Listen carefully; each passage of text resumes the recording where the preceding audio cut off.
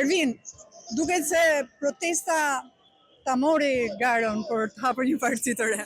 Jo, protesta në fakt bëri shumë mirë që mori të gjithë vëmendjen e dur duke shkatëruar edhe shkallmuar frikën që kishin qytetarët shqiptarë në raport me pasojat që vinin nga regjimi. Kështu që në këtë kuptim mua vjen mirë se ka 7 muaj që them të njëjtat gjëra, që është një sistem i mbyllur i kontrolluar nga bashkërtakëria mes Edi Ramës dhe Sali Berishës, çka e bën të pamundur për çdo qytetar që investon në shkollim, që investon në profesion, që do të hyjë në politikë, duke mos bërë që të ketë asnjë lloj, po themi, shprese për çdo qytetar në Republikë, dhe duke bërë Shqipërinë një republikë që kontrollohet nga 2 pronarë, autokrati i qeverisë dhe autokrati i opozitës.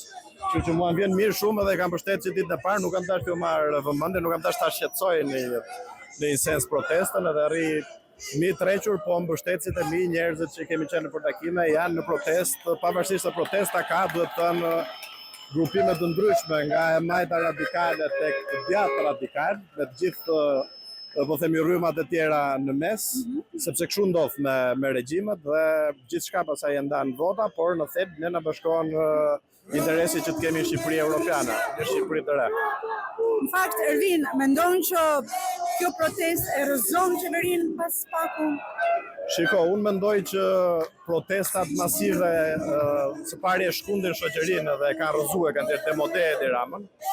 Ngjajnë, dhe kam thënë të dy, edhe Berisha dhe Rama ngjajnë si byroistët në fund viteve 80, por protestat masive paqësore kanë sens në demokracitë konsoliduara, ku detyrojnë që t'jap dorëheqjen, po themi, kryeministrit. Shqipëria është një autokraci dhe cili do, pavarësisht se mund mos i vi kujdo mirë, po cili do në këtë shesh, po edhe në Shqipëri duhet ta di që kjo është një betejë që duhet qëndresa forte dhe e gjatë, sepse autokratët nuk kanë asnjë lloj përgjegjësie, kanë vetëm interesa personale dhe nuk interesohen as për demokracinë, as për institucionet. Por pa diskutim që ky është zhvillim shumë pozitiv.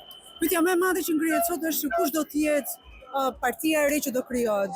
Do përfshihesh? Shiko, nuk është një diskutim se kush është partia, këtu është diskutimi se si të krijojmë një sistem ku partitë garojnë mbi bazën e meritës, të konkurimit nëpërmjet platformave, ideve, alternativave e kështu me radhë. S'ka sistem sot, kështu që kjo po e shkund dhe ka bërë shoqërinë që të jetë ndërgjegjësuar që Edi Rama nuk ka mbështetje, dhe po ashtu që Sali Berisha është një pengesë për të sjellë rotacionin.